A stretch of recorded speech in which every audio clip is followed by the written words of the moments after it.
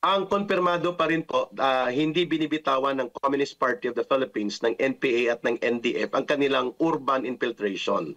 At isang instrumento nila sa urban infiltration and government infiltration nila ay epektibo nila nagagamit until now. Ito yung party list system na nagagamit nila during elections at nakakapasok sila direkta formally and officially into the corridors of power of the government. Apat po ang nananatiling kontrolado nila. At sila talagang bumuo based on my direct knowledge and direct participation sa aking pagiging dating kadre ng CPP, NPA, NDF. Number one, bayan muna.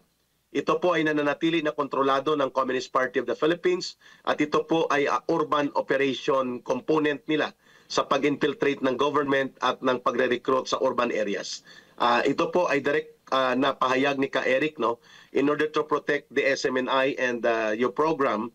Direkta ko po itong testimonial at ako po ay mayroong judicial affidavit na in-execute several times over hinggil dito sa tanong mo na yan, Brother MJ. So ang bayan muna po ay nananatili na isang aktibong urban operation component ng CPP, NPA, NDF na nagkukunwaring party list pero sila ay pinapatakbo at pinamumunuan ng Communist Party of the Philippines konektado sa New People's Army at sa NDF. Ulitin ko, based on my direct personal knowledge yan, dahil bahagi ako sa bumuo niyan when I was still with the Communist Party of the Philippines sa NPA at sa NDF. Number two, ito yung Gabriela na tinatawag naming Gabriela NPA Lovers Party List, no? Nandyan pa rin ito. At ang pangatlo, maliban sa Bayan Muna, Gabriela, ay ang Kabataan NPA Recruiter Party List. Hindi lang po si Ka-Eric ang nag-identify nito. Noong nakaraang 2 buwan o 3 buwan lang, nagkaroon ng Senate revelation dyan, ang iba pang mga kadre na naging bahagi mismo ng kabataan at na-deploy doon papunta sa NPA at naging organizer sila ng Kabataan Party. So Kabataan NPA Recruiter Party List. Ang pang-apat, ito pong Alliance of Communist Teachers na kung saan po isa ito sa talagang tinarget ni Vice President Sara Duterte when she was the DepEd Secretary, na ito po ay nag-infiltrate sa schools, sa high school, sa mga guro, sa kabataan, kasama po itong Kabataan Party na direktang nag-infiltrate sa mga sektor ng kabataan at edukasyon na nagagamit nila. So apat po ito at mayroon silang mga nakikita nating ini-infiltrate indirectly.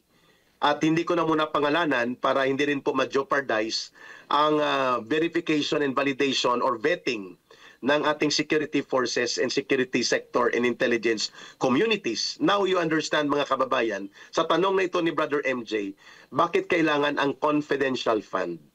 Bakit mahalaga ang intelligence fund even to a civilian office like the Vice President's office at the DepEd Secretary siya noon, sapagkat ito pong binubulgar ni Ka-Eric at ng libo-libong mga kadring kagaya ko po, ay napakahalaga po na dapat mailantad, makuhanan po ng karampatang impormasyon. May mga informants na kagaya namin na pwedeng ako po ngayon ay si Ka-Eric, bukas ako ay si Mary Grace Piato, sapagkat yan ay protection for the confidentiality and security of our person at safety namin yan. So hindi po yan ibig sabihin na nagnanakaw ng pera ang Office of the Vice President o ang DepEd Secretary Office noon dahil may mga alias name.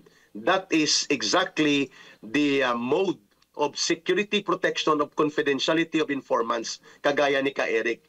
And I used to do that also during my time na tumutulong ako sa pag-identify ng mga organisasyon, individual at mga personalidad na bahagi ng communist terrorist group designated already by the government at ng iba pang mga bansa na nag-ooperate sa urban areas.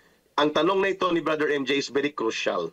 Huwag po tayong makalimot na hindi bagamat sila ay nasa Kongreso at sa gobyerno, itong tatlong naiwan pa, ay sila ay nasa gobyerno na. No, they are joining the government in order to destroy the government from within. At hindi pa ako mag-aalangan, kami, on my part, hindi po ako mag-aalangan na maninindigan na yan ay mailantad. At yan po ay utang na loob namin, mga kababayan, kay Pastor Kibuloy at sa SMNI for taking the courage and extra mile of dedicating this network and the program na binuo ni Pastor Kibuloy voluntarily supporting this kind of very crucial public information and awareness campaign na nakatulong po upang maiangat ang kamalayan ng mga mamamayan, ng mga magulang at iba't ibang sektor upang mapigilan po ang recruitment at infiltration sa iba't ibang sektor, kagaya ng aming discussion ngayong umaga na ito sa mga party list na kontrolado at pinapatakbo pa rin ng CPP, NPA, NDF.